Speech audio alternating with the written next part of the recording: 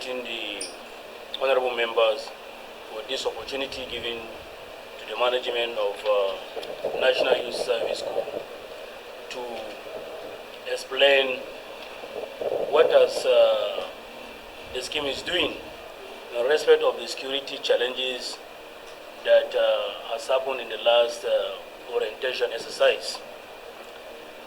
Let me start by saying that on the 13th of August this year, Batch B Stream 2 Corps members posting was released. That was on Sunday night.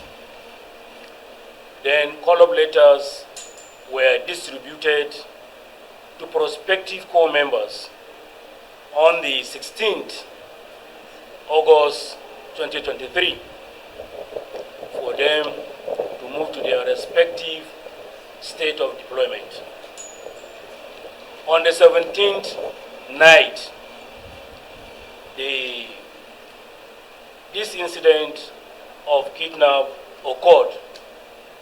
The Corps members, prospective Corps members, are from Akwa Ibom. On their way to Sokoto, they passed through Zamfara, along a border town between Faskari and Safi town. Their vehicle was intercepted. 3 out of the 11 Corps members escaped. A lady escaped first, then 2 other prospective Corps members escaped equally, making 8 Corps members plus the driver missing. On the 18th of the next day of August,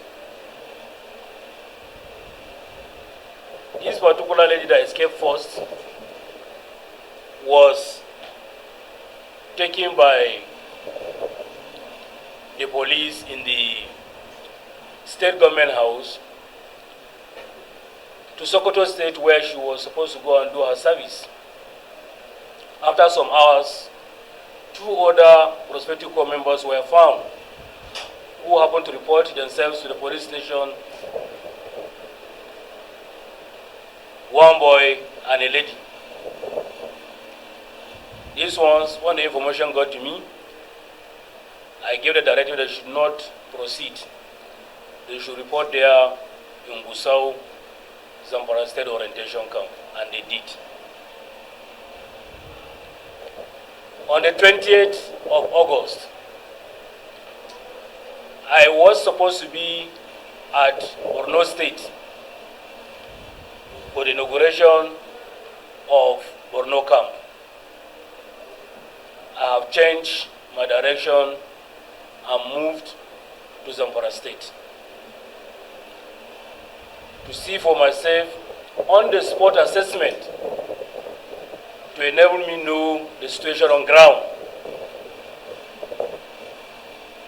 Though I have been in touch with the brigade commander who was on ground and Operation Hadarin Daji, military base within Gusau in Zamfara State.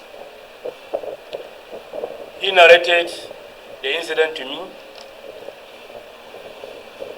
and I told him I'm already on my way coming to Zamfara. He said, why not wait? Let's see what happens in the next 2 or 3 days. I said, what will happen? I would like to be there when it is happening. We moved with 2 of my directors, the Director of Special Duty and Press and Public Relations.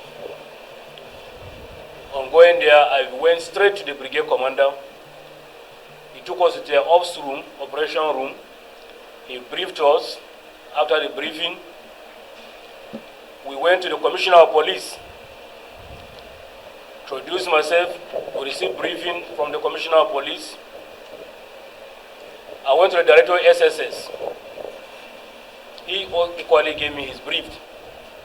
And I told them, they asked if I'm proceeding, I told them no. For now, I'm in Zamfara State until I see what happened to the prospective corps members. We stayed there. 2 or 3 days after, we were able to make contact with the bandits. But you know, this contact, we can never present ourselves as government officials or security agencies. It is contact that we're making in disguise as parents. Within this period, I've already made contact with the parents of these children, some of them. I have their phone numbers, like 3 or 4 of them. I've started talking with them, and I told them I'm on ground to see what was happening. They expressed their fear and their concern, and equally, they have expressed hope that me being there, something reasonable will come out of it. I gave them assurance. Well, that was how on daily basis I go. If I don't go to the brigade commander's office, I go to the director of DSS. I had to also proceed to see the emir of Safe, where the incident happened, within the locality, who happened to be well enlightened. He was a, I think, former director in one of the federal establishments, and he served in 1978 in the former Benue state. He showed concern. He's quite an elderly man. He was aggrieved. After discussing, he suggested we should expand our effort towards meeting the ulamas, that's the religious leaders within that locality, that they have some influence too, which we did. That is what we continue doing. At a point, we now establish a contact, a WhatsApp group with the parents of these children. One out of these parents was supposed parent, because the person that we earmarked to now be discussing with the bandits was chosen by the parent who reside at Akwa Ibom, who speaks Hausa very well. She happened to stay in the north, so she was the one interfacing with the bandits while we discuss with her on daily basis. All their correspondence, their discussions is always within my point of view. All they do, she's quite enlightened that whatever they discuss with the bandits, she recorded. We discuss, the DSS will advise her on what to say and what not to say, to guide towards how best we can release, we can get the corps members. That's how we continued until on the 30th, 31st of August, thereabout, at the end of the month of August, 2 of the parents, one is the father of one of the kidnapped prospective corps member, while the other is the elder brother of one of the kidnapped prospective corps member, because 2 of them, they don't have even, their fathers are late. So the elder brother is the one representing the parents. So 2 of them came. After we had some discussion, there are some things that I may not be able to say it here. After having some discussion, we were able to rescue one of the prospective corps members who happened to be shot. He was shot on the first day he was kidnapped. But to tell you how some of these bandits operate and how organized they are, he confided on us that they were treating him in the bush. Those go to see him.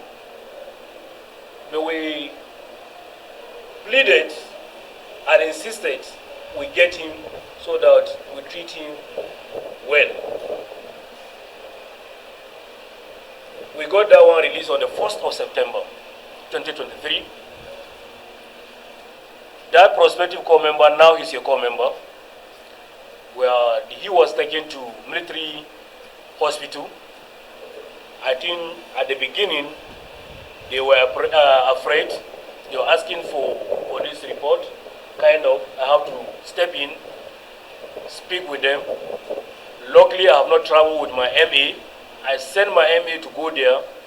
If there's anything to do, he must do it and ensure that he is given the treatment.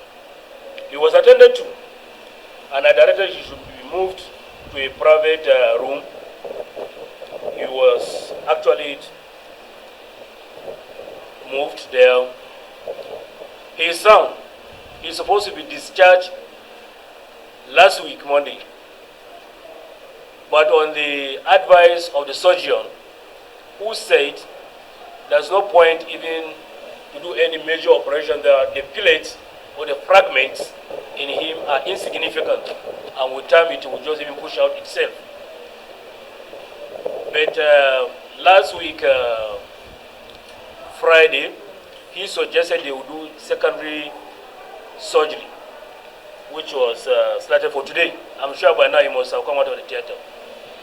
That to make the wound heal fast, there is just a secondary surgery they will do to it so that he can get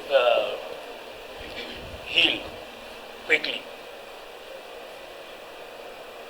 The mother of the victim is with him.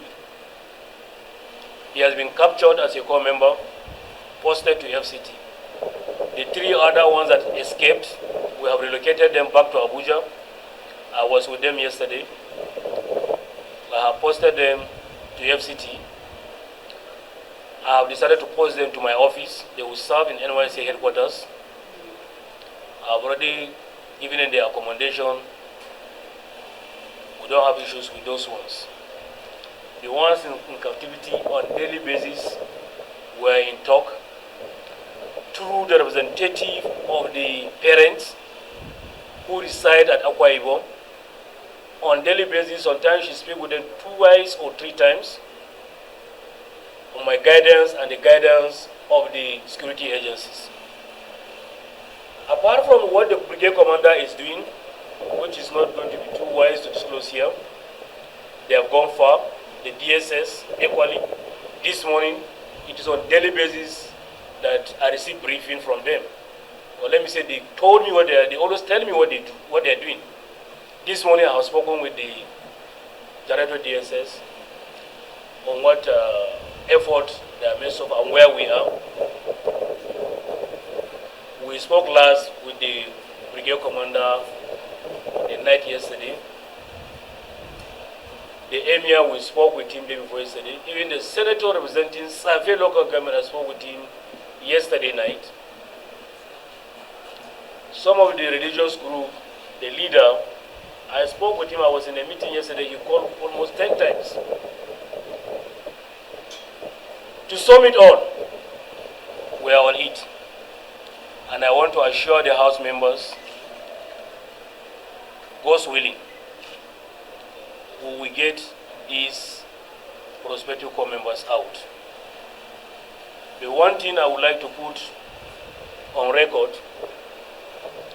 is that apart from doing those efforts we have made, I visited the governors as well to tell him I have been in Zamfara, in Gusau, for over 14 days because of this reason. We had discussion with him. But one thing I want to put across is that when you look at when the person is out on the 13th, we gave at least 3 days allowance, which was not done before, for the prospective corps members to prepare. They will plot their bearing, to which state they are going, which route to take. Considering the hardship these days transport fare so that they can organize themselves before they set in for the journey. We always give some tip of advice to prospective corps members. And even the corps members in the camp.